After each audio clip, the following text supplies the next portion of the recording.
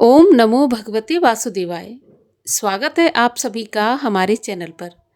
आज के इस वीडियो में आप सुनेंगे माघ मास के महात्म के 21वें अध्याय की कथा।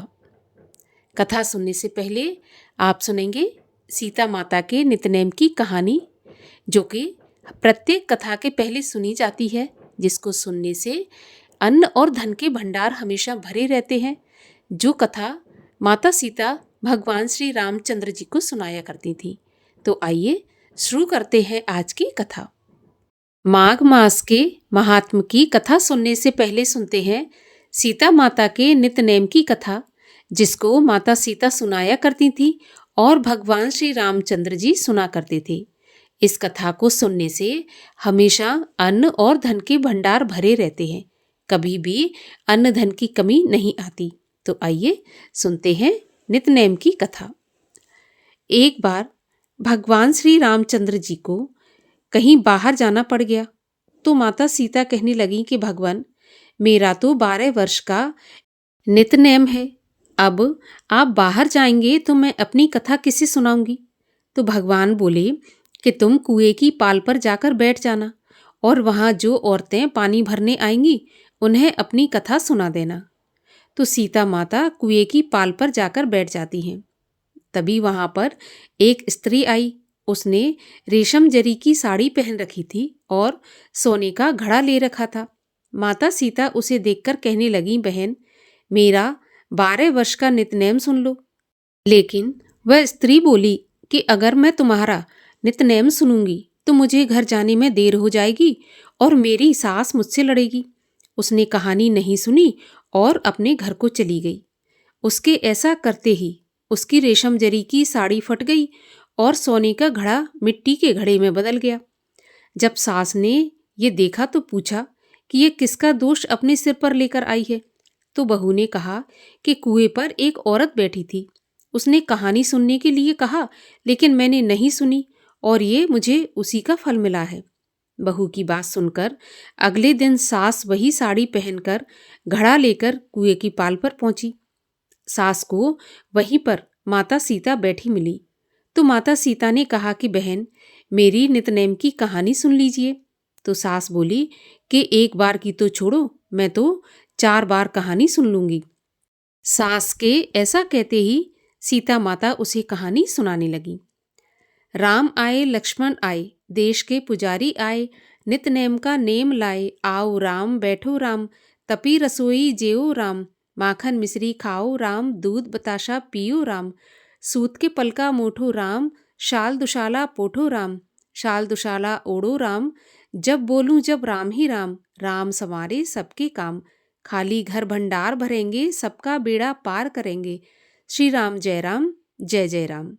सास बोली, बहन, कहानी तो बहुत अच्छी लगी। कहानी सुनकर सास घर को चली गई। तभी उसकी साड़ी फिर से रेशम जरी की बन गई, मिट्टी का घड़ा फिर से सोने के घड़े में बदल गया। तब बहू कहने लगी, सासू माँ, आपने ये सब कैसे किया? तो सास ने कहा, बहू, तू दोष लगाकर आई थी और मैं दोष उतार कर आ रही हूँ। बहू ने पूछा कि वह कुएं वाली स्त्री कौन है? तब सास बोली कि वे सीता माता थी। वे पुराने से नया कर देती हैं, खाली घर में भंडार भर देती हैं, लक्ष्मी जी का वास घर में कर देती हैं, आदमी की जो भी इच्छा हो उसे पूरा करती हैं। तो बहू बोली कि ऐसी कहानी मुझे भी सुना दो। तो सास बोली, ठीक है, तुम भी सुनो। और सास ने कहानी कहनी शुरू की।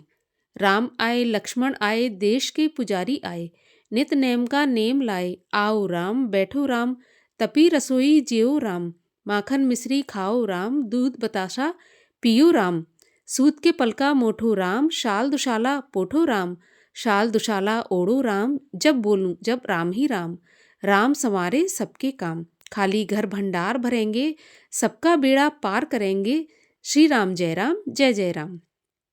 कहानी सुनकर बहू बोली कि कहानी तो बहुत अच्छी है। तो सास ने कहा कि ठीक है, इस कहानी को अब हम रोज कहा करेंगे। अब तो सास बहू रोज सवेरे उठती, नहाती धोती और पूजा करने के बाद नितनेम की सीता जी की कहानी कहती। एक दिन उनके यहाँ एक पड़ोस की औरत आई और बोली कि बहन, जरा सी आँच देना। तो वह बोली कि आँच तो अभी हमने जलाई ही नहीं।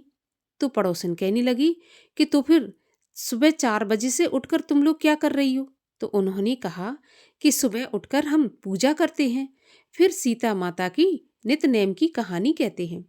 तो पड़ोसन उनकी बात सुनकर बोली कि माता सीता की कहानी कहने से तुम्हें क्या मिला? तो वे बोली, इनकी कहानी कहने से घर में भंडार भर जाते हैं, सारे काम सिद्ध होते हैं, मन की इच्छा भी पूरी होती है। तो पड़ोसन कहने लगी कि बहन ऐसी कहानी मुझे भी सुना दो। फिर वह बोली कि ठीक है, तुम भी ये कहानी सुन लो। और सास ने पड़ोसन को कहानी कहनी शुरू कर दी। राम आए लक्ष्मण आए, देश के पुजारी आए, नित नेम का नेम लाए, आओ राम बैठो राम। इस प्रकार से पूरी कहानी पड़ोसन को सुना दी। सारी कहानी सुनने के बाद पड़ोसन कहने लगी, बहन कहानी तो मुझे बहुत अच्छी लगी। अब वह पड़ोसन भी नित नेम सीता माता की कहानी कहने लगी। कहानी कहने से सीता माता ने पड़ोसन के भी भंडार भर दिए। अब तो पूरे मोहल्ले में नितनेम की कथा चल पड़ी। हर किसी की मनोकामना पूरी होने लगी। हे सीता माता, जैसे आपने उनके भंडार भरे, वैसे ही आप हमारे भी भंडार भरना। जो ये कहानी कहे या सुने, उनके भी भंडार हमेशा भरे रखना। बोलिए सीता माता की जय। और अब सुनिए माघ मास के महात्म के 21वें अध्याय की कथा, जिसमें वेद निधि को लोमशी द्वारा देवदूती को वर प्राप्ति का वर्णन किया गया है। लोमशी बोले, चिरकाल में अवंती देश के वीरसेन राजा ने नर्मदा के किनारे जाकर राजसूय यज्ञ किया। उसने 16 अश्वमेध यज्ञ किए, जिनके मार्ग भी स्वर्ण से सुशोभित थे।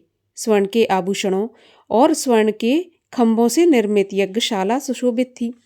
उस दानी और देवभक्त राजा ने ब्राह्मणों को पर्वत के समान अन्न की ढेरियां दान में दी। वह स्वर्ण और गऊ का दान करता रहता था।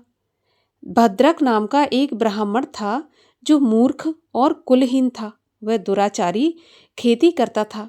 उसने अन्य सब धर्म त्याग दिए थे। खेती से उद्विग्न हो जाने के कारण वह भाई बंधुओं से त्यागा हुआ, जीविका से दुखी हो, भूखा प्यासा इधर उधर घूमता हुआ चल दिया और ज्योतिषियों के साथ प्रयाग में जाकर मकर संक्रांति में माघ महीने में 3 दिन स्नान किया। वह स्नान के प्रभाव से निष्पाप हो श्रेष्ठ विप्र हो गया और लौटकर वहीं वापस आ गया जहाँ से गया था। इसके बाद उस राजा और ब्राह्मण की एक ही दिन मृत्यु हो गई। मैंने इन दोनों की इंद्र के पास में बराबर की गति देखी। तेज रूप, बल, स्त्री, देवयान, अलंकार और पारिजात की माला आदि सब समान थे और इन दोनों के आगे नाच और गान भी समान ही था। प्रयाग क्षेत्र का ऐसा प्रभाव देखकर उसका क्या महात्म कहा जाए। हे ब्राह्मण, प्रयाग में माघ स्नान राजसूय यज्ञ के बराबर होता है। माघ महीने की हवा गंगा यमुना के संगम के जल को स्पर्श कर जिसके शरीर पर लगती है, उसके लगने मात्र से पाप दूर भागते हैं। अर्थात वह वायु भी बड़े बड़े दुखों को नष्ट कर देती है। किसी भी तीर्थ में किए हुए पाप का फल माघ महीने में प्रयाग में स्नान करने से नष्ट हो जाते हैं। लोमशी बोले, हे विप्र, यहाँ मैं तुमसे पिशाच मोचनी नाम का एक पुराना इतिहास कहता हूँ। सावधान होकर सुनो। इसको अप्सराओं की कन्याएं और तुम्हारा पुत्र भी सुने। मेरे प्रसाद से स्मृति प्राप्त करके ये पिशाच योनि से छूट जाएंगे। पूर्व समय में देवदूती नाम का एक वैष्णव था जो अत्यंत दयालु और वेद पारंगत था। उसने पिशाचों को मुक्त किया था। वेदनिधि जी बोले, वह कहाँ का रहने वाला, किसका पुत्र और किस पिशाच को उसने मुक्त किया? हे महामुनि, ये सारा वृत्तांत विस्तार पूर्वक कहिए। लोमशी बोले, प्लक्ष से निकली हुई सुंदर सरस्वती के किनारे पर्वत के ऊपर देवदूती रहता था।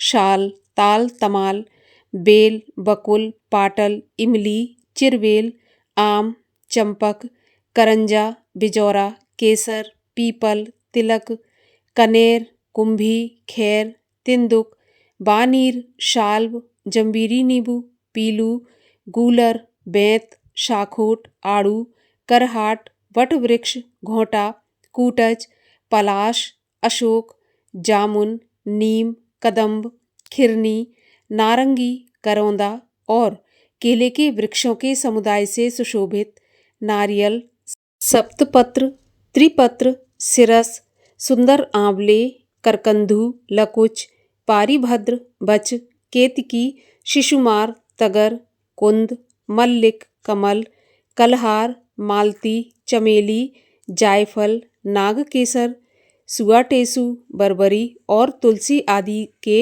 वृक्षों से हे विप्र वह आश्रम शोभायमान हो रहा था। वहीं जंगल के बीच में पवित्र जल वाली सरस्वती बह रही थी। वहाँ सारस मीठे स्वर से गूंजते थे, कोयल कूकती और भौरे गुंजारते थे। तोता मैना के शब्द से बड़ा कोलाहल रहता था। वहाँ अनेक प्रकार के जंगली पशु विचरण करते थे। वहाँ के वृक्ष फल फूलों से सदा लदे रहते थे। वह वन रजकण से धूमिल तथा मधुमक्खियों के पराग के छत्तों से पूर्ण था। नई नई मंजरी और पल्लव वाली लताएं वृक्षों से ऐसे लिपटी हुई थी मानो स्त्रियां अपने पतियों से आलिंगन कर रही हों। उस आश्रम के तपस्वी ब्राह्मणों के श्राप के भय से सुगंधित वायु भी मंद मंद चलती रहती थी। मेघ पाषाण वृष्टि नहीं करते थे और सूर्य जल व वनस्पतियां को नहीं सुखाते थे। उस वन में किसी प्रकार का कोई भी उपद्रव नहीं था। वहाँ सिद्ध पुरुष ही सदा रहते थे। वह वन चैत्र रथ वन के समान आनंद देता था। उसी वन में द्विजवर धर्मात्मा देवदूती सुमित्र ब्राह्मण का पुत्र जो लक्ष्मी नारायण के वर से पैदा हुआ था, दोनों रहते थे। अब उसके नियम को सुनो। वह सदैव अपनी आत्मा को स्थिर किए हुए गर्मी के दिनों में अपने नेत्र सूर्य की तरफ करके पंचाग्नि से तपा करता था। वर्षा के समय में खुले मैदान में बैठकर तपस्या करता था। कठिन हवा चलने पर हिमालय पर्वत की तरह निष्कंप रहता था। वह विप्र हेमंत ऋतु में सारस्वत सरोवर में बैठकर तपता था और शुद्ध जल का स्पर्श करके त्रिकाल संध्या उपासन करता था। पितृ, देव तथा ऋषियों को श्रद्धापूर्वक प्रत्येक दिन तर्पण करता था। अग्नि में श्रद्धा से होम करता था। चंद्रायण व्रत की विधि से वह सदैव समय बिताता था। नित्य ब्रह्मयज्ञ करता था। सत्यवादी और जितेंद्रिय था। पृथ्वी के ऊपर विश्राम लेकर भगवान हरि की विनती करता था। स्वयं वृक्ष से गिरे हुए फल और पत्तियों का ही भोजन करता था। बिना किसी प्रकार के उद्विग्न हुए तपोनिष्ठ वेद वेदांगों में पारंगत उस ब्राह्मण की केवल नाड़ियाँ और हड्डियाँ ही दिखाई देती थी। इस प्रकार उसको इस वन में तप करते हुए 1000 वर्ष व्यतीत हो गए। तब उसके तप के तेज से वह पर्वत प्रज्वलित हो उठा। वह अग्नि के समान प्रकाशमान दिखाई देता था। उसके तेज को कोई प्राणी सहन नहीं कर सकता था। उस जंगल में शत्रुता रहित व्याघ्र, मृग, चूहे, बिल्ली सभी निर्भय होकर एक साथ विचरते थे। उसका दूसरा अति कठिन एक नियम और सुनो। वह प्रतिदिन नारायण का त्रिकाल पूजन करता था। खिले हुए सुगंधित अछूते 1000 फूलों से वेद सूक्त की विधि से विष्णु भगवान का पूजन करता था। वह विष्णु भगवान की प्रसन्नता के लिए यह सब कर्म करता था। दधीचि ऋषि के वरदान से वह श्रेष्ठ वैष्णव भक्त हो गया। एक दिन वह वैशाख के महीने में एकादशी के दिन आनंद मग्न हो हरि भगवान की पूजा करके विचित्र स्तुति करने लगा। तब भगवान हरि उसकी स्तुति से अत्यंत प्रसन्न होकर चतुर्भुज, कमल नयन, आभूषणों से शोभित, मेघवर्ण, गरुण पर आरूढ़ सामने प्रकट हुए। उनको प्रत्यक्ष अपने सामने देख उस ब्राह्मण का शरीर रोमांचित हो गया और प्रसन्नता के आंसू आंखों में भर गए। उसने अत्यंत कृतकृत्य हो पृथ्वी पर गिर उनके चरणों में प्रणाम किया और अत्यंत प्रसन्नता के कारण शरीर की सुध बुध भूल गया। तब भगवान हरि ने प्रेम पूर्वक उस वैष्णव मुनि से कहा कि हे देवदूती, मैं जानता हूँ कि तुम मेरे भक्त हो तथा मेरे ही आश्रित हो। तुमने सब कर्मों को छोड़ दिया है। तुम्हारा मन सदैव मुझ में लगा रहता है। हे पाप रहित, तुम्हारे स्तोत्र से मैं अत्यंत प्रसन्न हूँ। तुम वरदान मांगो।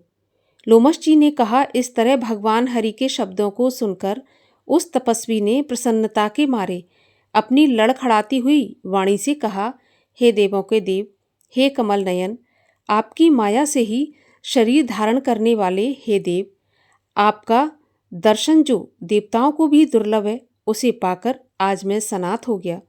अब मुझको और कुछ नहीं चाहिए। ब्रह्मादिक सब देवता, सनकादिक ऋषि तथा कपिलादिक सिद्ध लोग आपका दर्शन पाने को सदैव लालायित रहते हैं।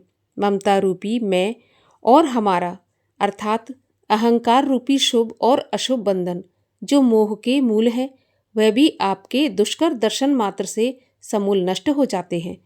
मेरे जन्म, कर्म और बुद्धि आदि का फल सब कुछ मुझे प्राप्त हो गया, जो मुझको आपका दुर्लभ दर्शन हुआ है। हे जगत के स्वामी, इससे बढ़कर और क्या हो सकता है।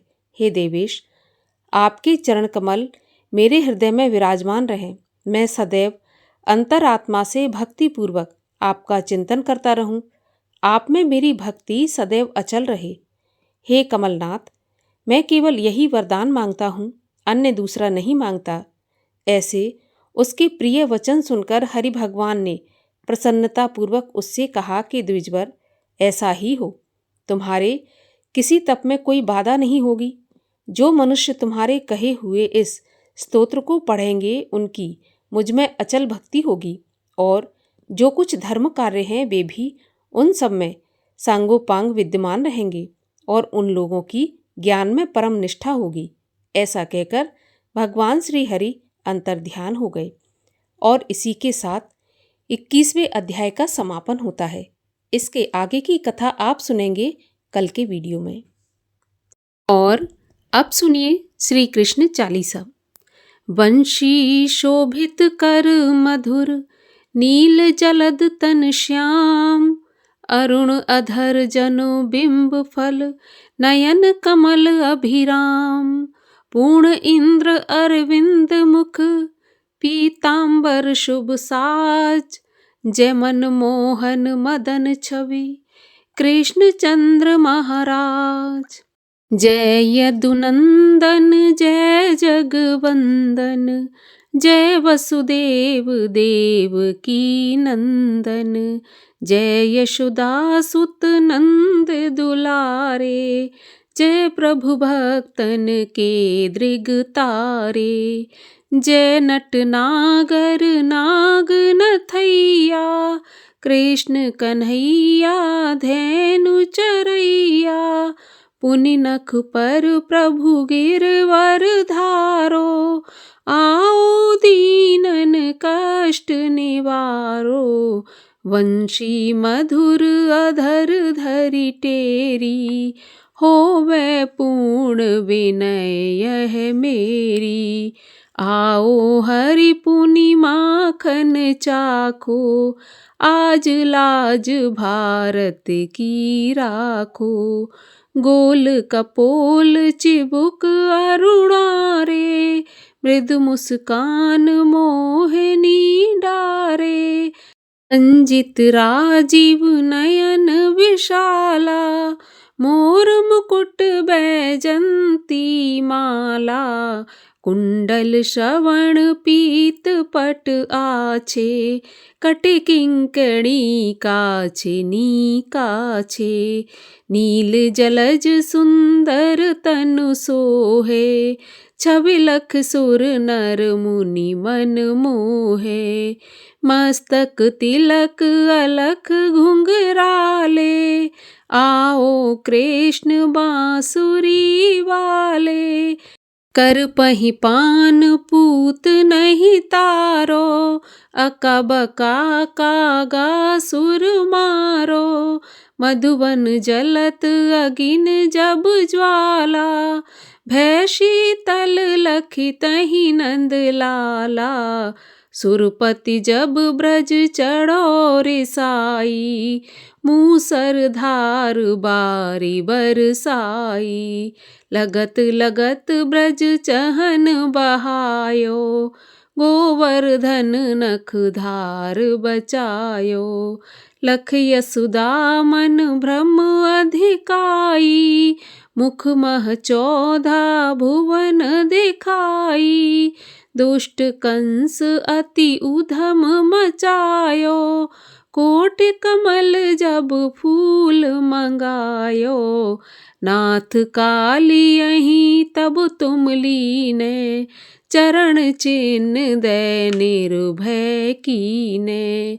कर गोपिन संग रास बिलासा, सबकी पूर्ण करी अभिलाषा। केतिक महा असुर संघारो, कंसहि केस पकड़ दे मारो। मातु पिता की बंदी छुड़ाई, उग्रसेन कह राज दिलाई। महिते मृतक छहों सुत लायो, मातु देव की शोक मिटायो। भौमासुर मुर दैत्य संघारी, लाए 68 सहस कुमारी। दे भीमहि तृण चीर संघारा, जरासेंधु राक्षस कह मारा। असुर बकासुर आदिक मारो, भक्तन के तब कष्ट निवारो। दीन सुदामा के दुख टारो, तंदुल 3 मूठ मुख डारो। प्रेम के साग विदुर घर मांगे, दुर्योधन की मेवा त्यागे। लखी प्रेम की महिमा भारी, ऐसे श्याम दीन हितकारी। मारथ के पारथ रथ हाके, लिए चक्र कर नहीं बल धाके। निज गीता के ज्ञान सुनाए, भक्तन हृदय सुधा बरसाए। मीरा थी ऐसी मत वाली, विष पी गई बजा कर ताली। राणा भेजा सांप पिटारी, शालग्राम बने बनवारी।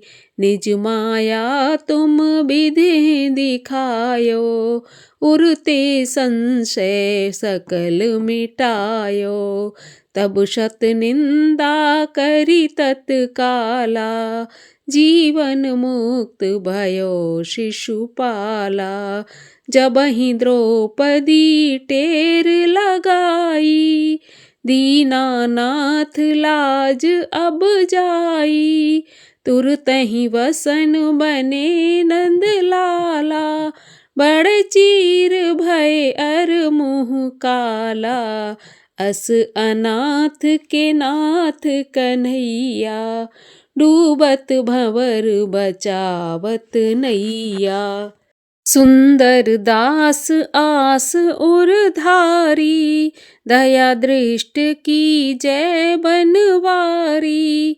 नाथ सकल मम कुमति निवारो, क्षमहु वेग अपराध हमारो। खोलो पट अब दर्शन दीजै, बोलो कृष्ण कन्हैया की जय। यह 40 कृष्ण का पाठ करे उरधार, अष्ट सिद्ध नवनिध फल लहें पदारथ 4। ओम जय श्री कृष्ण हरे प्रभु जय श्री कृष्ण हरे। भक्तन के दुख सारे पल में दूर करे। ओम जय श्री कृष्ण हरे। परमानंद मुरारी मोहन गिरधारी, जय रस रास बिहारी, जय जय गिरधारी। ओम जय श्री कृष्ण हरे। कर कंकन कटी सोहत कानन में बाला, मोर मुकुट पीतांबर, सोहे वनमाला। ओम जय श्री कृष्ण हरे, दीन सुदामा तारे, दरिद्रों के दुख टारे, गज के फंद छुड़ाए, भवसागर तारे।